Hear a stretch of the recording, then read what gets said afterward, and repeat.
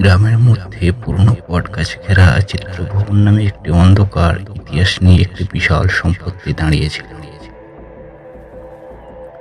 সতর্কতা সত্ত্বেও দাস পরিবার তার দেওয়ালের মধ্যে লুকিয়ে থাকা নৃশংস উপস্থিতি সম্পর্কে না জেনে সেই জমি কেনার সিদ্ধান্ত নেয়। সূর্য অস্ত যাওয়ার সাথে সাথে বিস্তৃত মাঠ জুড়ে দীর্ঘ ছায়া সেই বাড়িটিকে ঘিরে ফেলে। এই পরিস্থিতিতে পরিবারটি তাদের নতুন বাড়িতে চলে আসে। তারা ঘরের কক্ষগুলো ঘুরে ঘুরে দেখে, কিন্তু খুব শীঘ্রই অদ্ভুত ঘটনাগুলি তাদের চোখের সামনে ঘটতে শুরু করে। ঘরের দরজাগুলো নিজের ইচ্ছায় বন্ধ হয়ে যাচ্ছিল এবং রাতে হলগুলির মধ্য দিয়ে ঠান্ডা ফিসফিস প্রতিধ্বনিত হয়েছিল। ঘরের জিনিসগুলি একে একে সরে যায় এদিক থেকে ওদিকে এবং ভয়ের একটি বিস্তৃত অনুভূতি বাতাসে ভারী হয়ে যায়। মিসেস দাস ঘটনাগুলোকে তার কল্পনার রূপকথা বলে উড়িয়ে দেওয়ার চেষ্টা করেছিলেন, কিন্তু তার স্বামী ও সন্তানেরা ধীরে ধীরে নিশ্চিত হয়েছিল যে বাড়ির মধ্যে নিশ্চয় অশুভ কিছু বাস করে।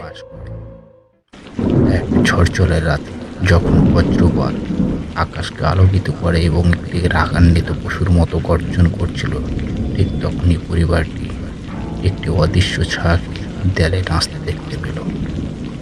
হঠাৎই একটি ঠান্ডা দমকা হাওয়া ঘরের মধ্যে দিয়ে বয়ে গেল, মোমবাতিগুলোকে নিভিয়ে অন্ধকারে ডুবিয়ে দিল। মিসেস দাস মোমবাতি জ্বালানোর জন্য যখন চেষ্টা করছিল, তখন তাদের সামনে একটি ভয়ঙ্কর ছবি বাতাসে উপস্থিত হল। ফাঁপা চোখ এবং একটি শোকের অভিব্যক্তি সহ এক বর্ণালী মহিলার ছবি। ভয়ে সবাই ঠান্ডা হয়ে গেল।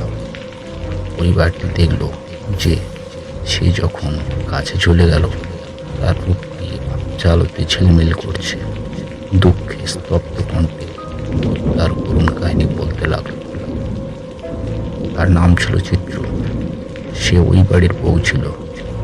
সে তার স্বামীর দ্বারা বিশ্বাসঘাতকতার শিকার হয়েছিল এবং তার স্বামী তাকে খুন করেছিল। সেই থেকেই তার আত্মা অনন্তকালের জন্য ওই বাড়িতে ঘুরতে থাকে, ভয়ে কাঁদতে কাঁদতে। দাস পরিবার তার কথা শুনেছিল, যা ছিল একটি ঈর্ষা, বিশ্বাসঘাতকতা এবং হত্যার গল্প। ভুতুড়ে আবির্ভাব অন্ধকারে মেলানো হওয়ার সাথে সাথে পরিবারটি হতবাক হয়ে পড়েছিল, কারণ তারা জানত যে এমন নৃশংসকতায় জর্জরিত বাড়িতে বসবাস চালিয়ে তারা যেতে পারবে না। পরদিন সকালে তারা সেই বাড়ি থেকে সবাই চলে যায় কাছাকাছি একটি শহরে। সেই থেকে সেই বাড়িটা ওইভাবেই পড়ে থাকে ওই গ্রামে।